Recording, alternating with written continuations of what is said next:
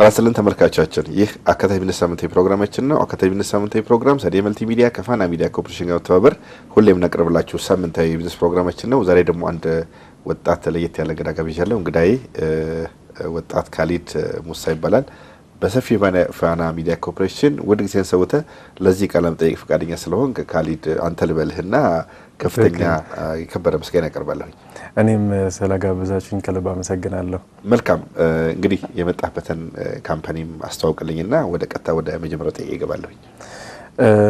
ያው እኔ መጣሁት ከስዊስ ሞተርስ ካምፓኒ የሚባል ሀገር በቀል የመኪና መገጣጠሚያ ፋብሪካ ድርጅት ነው።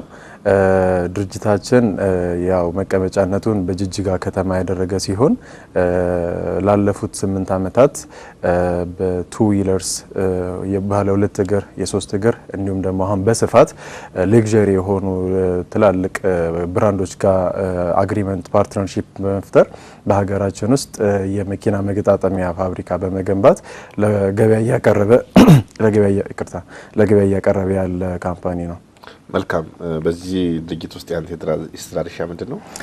እኔ በዚህ ድርጅት ውስጥ የሴልስ ኤክስኪዩቲቭ ሆኜ እየሰራሁ እገኛለሁ። መልካም ጥሩ። በተለይም ዛሬ ርዕሰ ጉዳያችን እንግዲህ የምናነሳው እናጠቃላይ ይሄ የተሽከርካሪዎች በተለይ ኢቪ ኤሌክትሪክ ነገር ላይ ፎከስ እናደርጋለን። እናንተ ደግሞ በጎን ሃይብሪድ የሆኑትንም ታመርታላችሁና በዚህ ኢንዱስትሪ ውስጥም በፊትም በፋይናንሻል ተቋማት ውስጥም እንደሚሰራ ሰው በተለይ እንዳጠቃላይ ኢትዮጵያ ላይ ያለውን በኤሌክትሪክ ኃይል የሚንቀሳቀሱ ተሽከርካሪዎችን ፍሰቱን እንዴት ታየዋለህ? እንዳጠቃላይ መጀመሪያ ጥያቄ ይሁን ካሊድ። የኤሌክትሪክ መኪና ፍሰት ኦር ደግሞ ዳይናሚክሱ አጠቃላይ ምን ይመስላል? አሁን በቴክኖሎጂ ደረጃ የቅርብ ጊዜ ቴክኖሎጂ እንደመሆኑ የኤሌክትሪክ መኪና የኢቪ ማርኬት ስቲል በግሮዊንግ ስቴጁ ላይ የሚገኝ ነው። ይሁን እንጂ አዳፕታቢሊቲው ቴክኖሎጂው በየጊዜው አዳዲስ ነገሮችን እየጨመረ የሚመጣበት የነበሩትን ክፍተቶች በከስተመሮች በኩልም የሚታዩ ስኬፕቲሲዝሞች ፍራቻዎች የነበሩትን እያስወገደ ተወዳዳሪነቱንም እየጨመረ የኢንተርናል ኮምበስሽን ኢንጂን ወይ ደግሞ የነዳጅ መኪና የምንለውን ለመገዳደር የሚያበቃውን በጣም በአጭር ጊዜ ውስጥ እየተገዳደረ የሚገኝ ሰፊ የሆነ ማርኬት ነው። ሰፊ የሆነ አዲስ ማርኬት ነው። ኦፖርቹኒቲው በጣም ሰፊ ነው። አሁን ላይም ደግሞ ሀገራችንም እንግዲህ በፖሊሲ ደረጃ አስቀምጣ የኤሌክትሪክ መኪኖችን በአስገዳጅነት የነዳጅ መኪኖችን በማስወገድ በአስገዳጅነት ኤሌክትሪክ መኪኖችን ብቻ አዶፕት በማድረግ ላይ ትገኛለችና ያው ሀገራችንም የዚህ ለውጡ መንገድ ላይ ትገኛለች ማለት ነው። ስለዚህ ፍሰቱ መልካም ይባላል። በጣም ጥሩ ነው።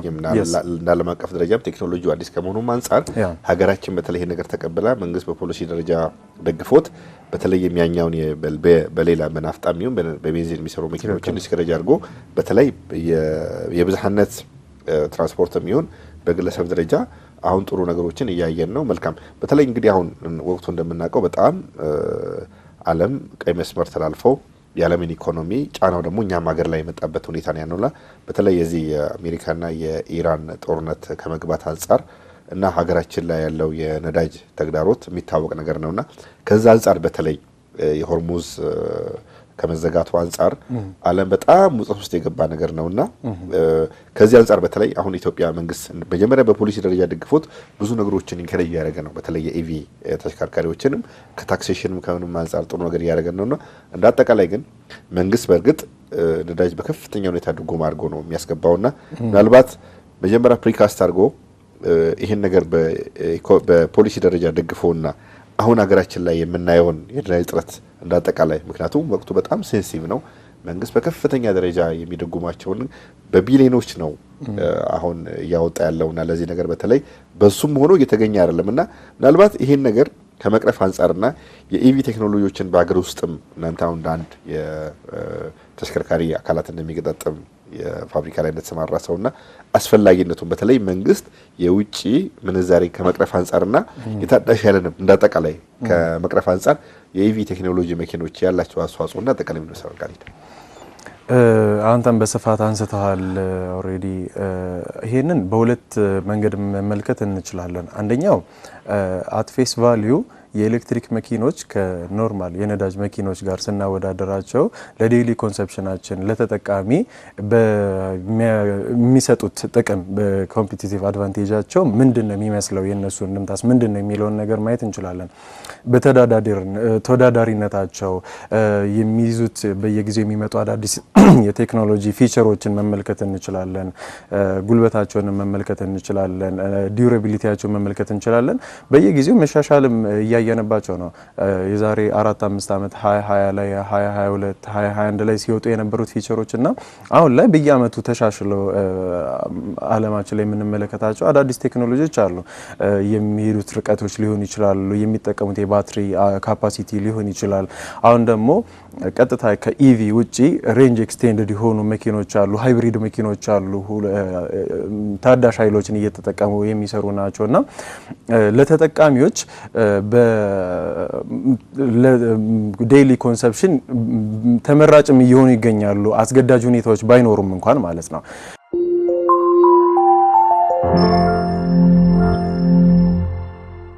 ይሄንን ካለን በኋላ በሁለተኛነት ደግሞ በማክሮ ኢኮኖሚ ሌቭል ስንመለከት እንደኛ በጣም የውጭ ምንዛሪ እጥረት በጣም ስኬርስ በሆነበት ሀገር ላይ ያንን ያለንን የውጭ ምንዛሪ ደግሞ በጣም እጅግ አስፈላጊ ለሆኑ አንተም እንዳነሳው ለማዳበሪያ ሊሆን ይችላል፣ ለተለያዩ ለሜዲካል ሰፕላዮች ሊሆን ይችላል፣ ለተለያዩ ነገሮች ማል የሚችሉትን ነገሮች ስካርስ የሆነውን ነገር ለፔትሮሊየም ነው እያዋለን ያለ ነው።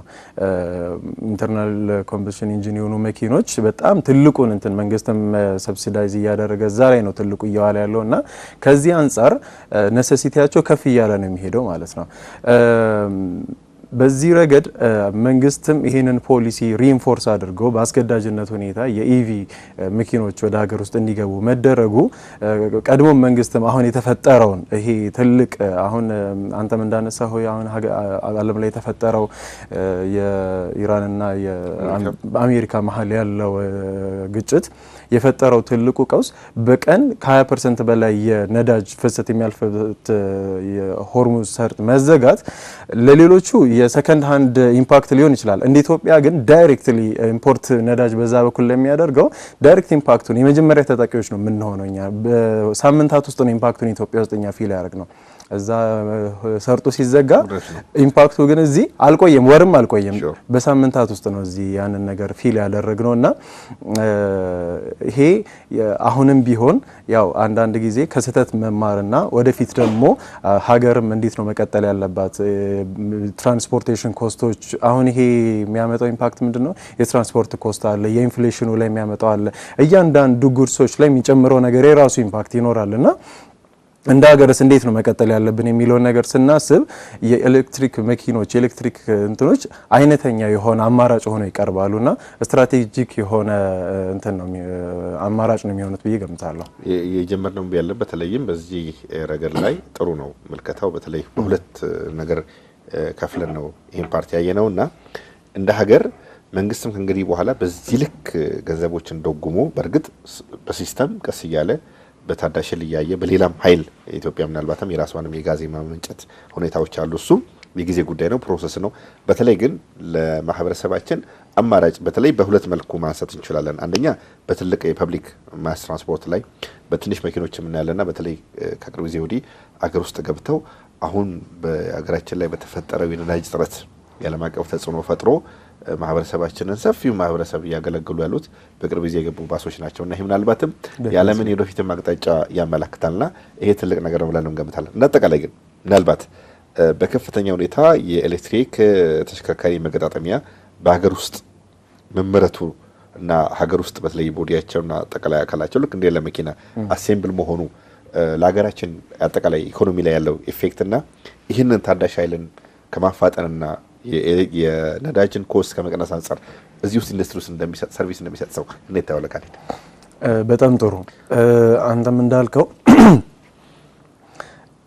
ነዳጅ ፔትሮሊየም ኢምፖርት ስናደርግ ኢንከር የምናደርገው የውጭ ምንዛሬና አንድ ጊዜ ለ5 ዓመት ሊሆን ይችላል። ለምሳሌ ያው እንትን ጋራንቲ የሚደረጉ ቀጥታ ከማኑፋክቸሮቹ የሚመጡ ሰፕላይ የሚደረጉ መኪኖች ኤሌክትሪክ መኪኖች ዋን ታይም ፐርቼዝ ስታደርግ ፕሮባብሊ እስከ 5 ዓመት ይጠበቃል የነሱ የሰርቪስ ይራቸው ድጋሚ ሌላ እንትን ሳይፈልጉና በየጊዜው የነዳጅ ኢንከር የምናደርገው የፎሪን ከረንሲ እና አንድ ጊዜ ፐርቼዝ ለማድረግ የምናወጣው አንድ አይደለምና በዚህም እንትን ማለት እንችላለን ሞር ደግሞ ታክቲካሊ ስናየው ደግሞ ልክ አሁን ኢንዱስትሪ ውስጥ ይሄ የአሴምብሊ ሀገር ውስጥ የመኪና መገጣጠሚያ ፋብሪካ ውስጥ እንዳለ ሰው እንትን ስል ምንድነው ይሄንን በብዙ ፐርስፔክቲቮች ማየት እንችላለን ሀገር ውስጥ የመኪና መገጣጠሚያ ፋብሪካዎችን ማበርታት እነዚህ ነገሮች ማስፋፋት የሚጠቅመን እንዴት ነው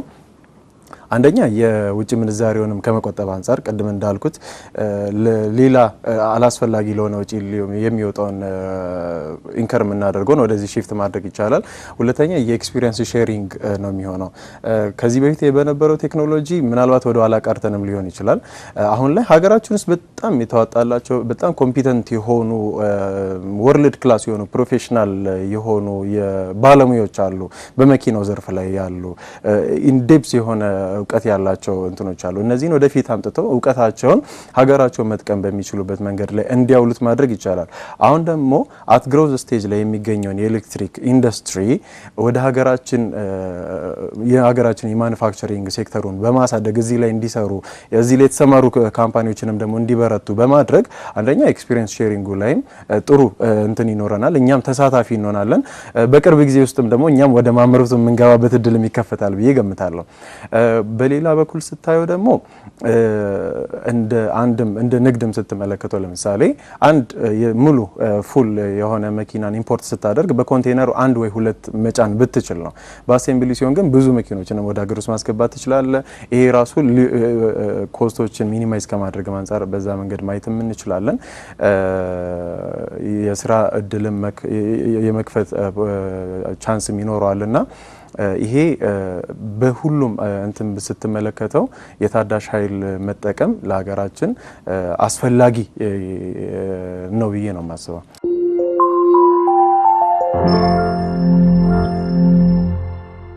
መልካም ጥሩ ነው በተለይም ቴክኖሎጂውን ትራንስፈር አድርጎ ለወጣቶቻችን በስፋት የስራ እድል ፈጥሮ ብዙ በዚህ በኢንጂነሪንጉና በአሴምብሉ የተማሩ ልጆች ደግሞ ቴክኖሎጂያችንን በተለይ ዩኒቨርሲቲዎቻችንንም ደግሞ የላቦራቶሪና የወርክሾፕ ሴንተር ማድረግ እንችላለን በጣም ፕሮዳክሽኑ በመጣ ቁጥር ዲማንዱ አሁን እንደምናየው ነው በጣም ምናልባት ሰፕላይ ነው ዲማንዱ አይመጣጠንም ሁለተኛ በተለይ ከውጭ ሀገር አሴምብል ማቴሪያሉን ማስገባትና እንዳልከው አንድ ሁለት ኮንቴነር እንኳን አንድ መኪና ጭኖ ይመጣው ኮስቱ የደመሬጁ ብዙ ነገሮችን መዘርዘር እንችላለን በዚህ ዘርፍና በተለይ እንደ ዋነኝነት ያነሳው ካሊድ አንተ ወጣቶችን ማብቃት ቴክኖሎጂ ትራንስፈር ማድረግ ኮስቱን መቀነስ የስራ እድል መፍጠር አዳዲስ ደግሞ ኢኖቬትና ዲስከቨሪ የሚደረጉ ነገሮችን ደግሞ ቴክኖሎጂውን ጨምሮ አሴት ቫልዩ አዳርጎ ምናልባትም በጣም ቴክኖሎጂያችን የሚሄድ ከሆነ እኮ በተቃራኒው ድሮ ኢምፖርት የምናደርጋቸውን ኤክስፖርት የማድረግም ፕሮብሌም ይፈጠራልና ይሄ መልካም ነገር ነው በተለይ ምናልባት አንተ ባክግራውንድህም ከፋይናንሻል ተቋም ጋር ሰርተሃል በተለይ ይሄ ወለድ አልባ ፋይናንሶች ጋር ምናልባት አሁን ኢትዮጵያ ላይ መኪና መግዛት በጣም ትንሽ መዋለ ንዋይን የሚፈታተን አይነት ነገር ነውና እንደቀላሉም አይደለም ግን ዓለም ላይ ቢሆን ያደጉ ሀገሩም እንደዚህ ካሹን መግዛት አድርጎ የሚገዛ ሰው የለም በክሬዲት ሪዝነብል በሆነ ዋጋ በጋራንቲ ያመቻቻሉና እኛም ሀገር በተለይ ወለድ አልባ ፋይናንሲው ሌላው የፋይናንስ ተቋማቶች ይሄን ኢንዱስትሪ ከማበረታታት በሎንግ ተርም ብድር ሰጥቶ የመኪና ባለቤት ከማድረግ አንፃርና ምናልባት እንደዚህ የማስ ስፖርት ላይ ወይም ደግሞ ይሄ የሃይብሪድ ቴክኖሎጂ የፐብሊክ ትራንስፖርት ሰርቪስ ከመስጠት አንፃር በተለይም እዚህ እየሰራችሁበት ያላችሁበት ሁኔታ ማለና ለአጠቃላይ የፋይናንስ ተቋማት ሚናና የማኑፋክቸሪንጎቹ ግንኙነት ወይም ቁርኝት ምን መሆን አለበት ትልታላል በተለይ አሁን ከተፈጠረው ዓለም ላይ ከተፈጠረው ነገር አንፃርና ነገም አናቀም ምናልባት ያለ ፖለቲካ በዚህ የሚሄድ ከሆነ ነገሮች በጣም አስገዳጅ ናቸው ኢትዮጵያ ነዳጅ ለወደፊት ይመጣል እናያለን እሱ ፕሮሰሱን ችሎ ቀደም እንዳልኩት የሚመጣ ጉዳይ ነው እንዳጠቃላይ ግን ብዙ ቀንሶ ለምሳሌ እንደ ቀለል ለማድረግ ለተመልካቾቻችን በቤንዚን የሚሰራ የሃይብሪድ ትራንስፖርት የሚሰጥ አንድ ግለሰብና በኤሌክትሪክ ኃይል የሚሰጥ ኮስቱም ለመንግስት የሚያስገባው ነዳጅም ከማህበረሰባችን የሚቀበሉትንም የአገልግሎት ክፍያ ብዙ ነገሮችንም ለውጥ አላቸውና ከዛ አንፃር ነው በጥቅል ሁኔታ በተለይ የሁለቱ የፋይናንሻል ተቋማትና ማኒፋክቸሪንግ ላይ እንደናንተ አይነት ካምፓኒ ያሉ ሰዎች ቁርኝታቸው ምን መሆን አለበት? አክሰስ ቱ ፋይናንስም ለሰዎች ለመከመስ አንፃር እሱን ነገር መስማት አንሳለኝ። በጣም ጥሩ። አሁን መሆን አለበት ከሚለው በፊት ምን ላይ ነው ያለው የሚለውን ብናወራ ጥሩ ነው ብዬ አስባለሁ። አሁን ላይ ያለው ቁርኝት ምን ይመስላል የሚለውን ብንቃኝ ያው ለእንትንም ጥሩ ነው ብዬ ገምታለሁ። አሁን ላይ የፋይናንስ አቅርቦቱ በተለይ ደግሞ ለኤሌክትሪክ መኪኖች ያለው አቅርቦት በቂ አይደለም በአጠቃላይ ባለው ሁኔታ ማለት ነው። አንተም እንዳነሳኸው በሀገራችን የነባራዊ ሁኔታ የኤሌክትሪክ መኪኖች ስፔሻሊ ማርኬቱ ሴንሲቲቭ በሆነበት ሁኔታ ፍላክቹዌት ዋጋዎች በሚያደርጉበት ሁኔታ ላይ ኮንሱመሮች በካሽ ገንዘባቸው መኪና ገዝቶ የመኪና ባለቤት ሆኖ ለትራንስፖርት መጠቀም ኦር ደግሞ ለንግድም አንተም እንዳልከው ለትራንስፖርት አገልግሎት መጠቀም የሚፈልግ ወደዚህ የንግድ አማራጭ መግባት የሚፈልግም ሰው በገንዘብ ይሄንን የንግድ መስመር መያዝ አስቸጋሪ ነው የሚሆነው በገንዘብና ከጎረቤት ሀገሮቻችን አንስቶ በዓለም አቀፍ ደረጃ ኤክስፒሪየንሶችን ብንመለከት በክሬዲት ሰርቪስ ነው የሚሰራው። ሆኖም ግን በሀገራችን ነባራዊ ሁኔታ ስትመለከተው የፋይናንስ ተቋማት በዚህ የአውቶሞቲቭ ኢንዱስትሪ ላይ ያላቸው ኢንቮልቭመንት እጅጉን የቀነሰ ነው። ምናልባት የእንትን ፕሮቴክሽን የራሳቸውን ኢንትረስትም ፕሮቴክት ከማድረግ ያው ፍራጃይልም ስለሆነ የእንትኑ ነገር በዛ መንገድ መረዳት እንችላለን። ይሁን እንጂ የተለያዩ ፕሮዳክቶችን በመቅረጽ እንዴት ነው ይህንን ኢንዱስትሪ ሰፖርት ማድረግ ያለብን የሚለውን ነገር ቢታሰብበት መልካም ነው ብዬ አስባለሁ። ለምንድን ነው አሁን ላይ ያለው እኔም በፊት ፋይናንሻል ኢንስቲትዩሽን ውስጥ ሲሰራ እንደነበረ ሰው አውቀዋለሁ። አሁን ላይ ደግሞ ወደዚህ ወደ አውቶሞቲቭ ኢንዱስትሪው መጥቼ አይቼዋለሁና ያለው ነገር ምንድነው በስፋት ከሬጉሌትድ የሚደረጉ ፋይናንሻል ኢንስቲትዩሽኖች ማይክሮ ፋይናንሶች ባንኮች ከምትላቸው ይልቅ ሌስ ሬጉሌት የሚደረጉ እንደ ሴቪንግ ኤንድ ክሬዲት አሶሲዬሽኖች ናቸው በብዛት ፋይናንስ ሲያደርጉ ይህንን የክሬዲት ሰርቪስ ሲሰጡ የምንመለከተው በብዛት ማለት ነው። ይሄ ኮንሱመሮችን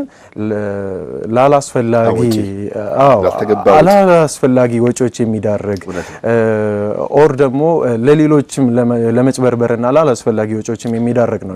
ሬጉሌሽኑም በዛ ደረጃ ጠንካራ ስላልሆነ አንዳንድ ጊዜ አማራጭ ስታጣ አዋጭ ያልሆነ ዲል ውስጥም ገብተህ ማይሆን ውሳኔ እንድትወስን ትገደዳለህና ይሄ ነገር ያው ኮንሱመርንም ፕሮቴክት ለማድረግ ሁሉንም ዊን ዊን በሆነበት አማራጭ ለመስራት ፋይናንሻል ኢንስቲትዩሽኖች ፎከሳቸውን ወደ አውቶሞቲቭ ኢንዱስትሪ ቢያዞሩ አዋጭም ነው ሞር ደግሞ ሰስቴይነብልም ነውና በዛ መንገድ ቢታይ ጥሩ ነው ብዬ አስባለሁ። ለምን አሁን ላይ እስካሁን ባለው ሁኔታ በጣም ስስ በሆነ ሁኔታም ቢሆን ፋይናንስ ይደረግ የነበረው የነዳጅ መኪኖችን ሌሎች ሌቨሬጆችን በመጠቀም አሁን ዳይሬክትሊ አሁን ለምሳሌ ለቤት አውቶሞቢሎች ምናምን ፋይናንሲንግ የሚሰጥ ባንክ በፕሮዳክት ደረጃ ያው እኔም እዛ ውስጥ ስለነበርኩኝ በማቀው ደረጃ ከወጣ ወዲህ አዲስ ፕሮዳክት አፕዴት ካለ አላውቅም ለመኪናና ለቤት ምናምን ፋይናንሲንግ በፕሮዳክት ደረጃ የለም። ምናልባት በተጓዳኝ በሆነ መንገድ ፋይናንስ የሚደረግበት አሰራሮች አሉ። ይሄ መቀየር ያለበት ነገር ነው ብዬ አስባለሁ። ስፔሻሊ ደግሞ አሁን ላይ ሞር ብዙ ጊዜ አሁን ወደ ኤሌክትሪክ መኪኖች ከስተመሮች ጋር ስትመጣ የምታየው ኮንሱመሮች ጋር ስትመጣ የምታየው ጥርጣሬ ምንድነው? ነዳጅ መኪናና ኤሌክትሪክ መኪና የት ይሻላል እንዴት እናድርግ የሚሉ ኮንፊውዥኖች ውስጥ ትልቁ እንደ አጀንዳ ሆኖ የሚነሳው ብዙ ጊዜ ምንድነው የነዳጅ መኪናን እኮ ባንክ ይገዛል፣ የኤሌክትሪክ መኪናን እኮ ባንክ አይገዛም። ባንክ ያላመነውን እኛ እንዴት እናምናለን የሚባል ነገር አለ። ባንክ ያላመነውን እኛ ምን ብለን ነው ብራችንን አውጥተን ምን ገዛው የሚባል ነገር አለና ፋይናንሻል ኢንስቲትዩሽኖች በዚህ ውስጥ ቀዳሚውን እርምጃ በመውሰድ እዚህ ውስጥ ተሳታፊ ቢሆኑ አትራፊም ይሆናሉ ብዬ አስባለሁና ይሄ ኢንዱስትሪውንም ሞር ማበረታታት ይችላል።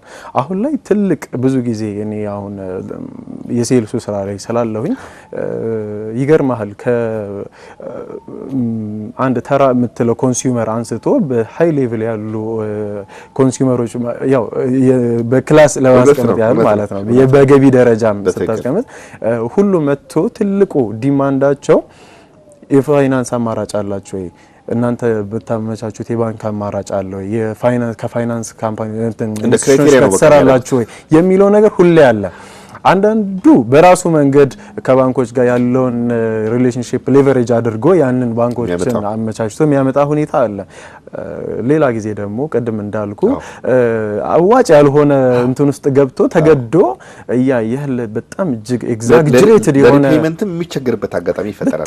በጣም ኤግዛጀሬትድ የሆነ ኢንትረስት ሬት ያለው ብድር ፕሮሰስ አድርጎ ካንተ መኪና ገዝቶ ሲሄድ ስፔሻሊ ያ እንትን ውስጥ እንደነበረ ሰው ስትመለከት አዋጭ እንዳልሆነ ያወቅ ያው ውሳኔው ግለሰቡ ነው ዝም ትላለህና ዞሮ ዞሮ ይሄ ወጪ ምናልባት ዛሬ ላይ ግለሰቡ ሊሆን ይችላል ይሄንን ነገር ኢንከር ያደረገ ያለው በኋላ ላይ ግን እንደ ሀገርም ነው ይሄ ነገር ኢምፓክት እየፈጠረ የሚሄደው። ኢንዱስትሪው በጣም እየሰፋ ነው። እንደ በፊቱ የመኪና ባለቤት የሆነ እጅግ ውስን የሆነ ፐርሰንት ብቻ አይደለም እየሰፋ ነው የሚሄደውና ትኩረት ሊሰጠው የሚገባ ኢንዱስትሪ ነው ሴክተር ነው ብዬ አስባለሁ። ጥሩ መልከታ ነው። በተለይም ካሊድ ያነሳልኝ በሁለት አስገዳጅ በፋይናንሻል ተቋማት ይሄ አክሰስ ቱ ፋይናንስ በስፋት አለመሰራትና በስፋት አለማግኘት ምክንያት ተገናኝቶ ብዙ ማህበረሰባችን ለሁለት ነገሮች ይተዳደራል። እዚህ ጋር ላልተገባ ወጪና ላልተገባ ክፍያ፣ ሁለት ደግሞ አሁን ምናልባትም ህግ ይዞት የህግ ጉዳይ ያጣራው ያለ ያንዳንድ እንደዚህ ኢቪ መኪና አቅርቦት ላይ የተሰማሩ በቢሊየን የሚያክል ገንዘብ ደግሞ ተጨርብረው መዋለ ንዋያቸውን አስተው ቤተሰቦቻቸውን እስከመበተን የሀገር ኢኮኖሚ ላይ ፕሮዳክቲቭ የሆኑ ነገሮች ላይ በጣም የመቀነስ ነገር አለና ምናልባት ፋይናንሻል ተቋማት ያለምንም ጣልቃ ገብነት ከኢቪ ወይም ደግሞ ማኒፋክቸሮች ጋር ትክክለኛ የሆነ ቁርኝት ፈጥረው የቢዝነስ ቱ ቢዝነስ ሪሌሽን ፈጥረው ቢሰሩ ማህበረሰባችንም ከውጪ ይዳርጋል፣ ካልተገባ ነገር ይዳርጋል፣ መንግስትንም ከክስና ከመሰል ጉዳዮችንም ሀገራችንን ይጠብቃል ብለን እንገምታለን። እዚህ ላይ በተለይም አሁን ነገርየው ማስገዳጅ ስለሆነ የዓለም ፖለቲካንም አቅጣጫውንና ስምምነቱን ስለማናቀው ለሀገራችንም የተሻለ ነገር በተለይ ደግሞ ወጣቶች እዚህ በተወሰነ ኮንትሪቢዩሽን ወደ ሃይብሪድ የትራንስፖርት አገልግሎት መጓዝ ለሚፈልጉ ማስ ላይ ለሚፈልጉ ወገኖቻችንም እንደዚሁ ደግሞ በየቦታው ደግሞ ይሄንኑ ደግሞ ቻርጅ አድርገው የተሻለ ነገር ደግሞ መኪናዎቹንም እያረጉ ሰርቪስ ለሚሰጡ አካላቶች የተሻለና ለየት ያለ የሥራ ምልከታ ይፈጥራል ብለን እንገምታለን።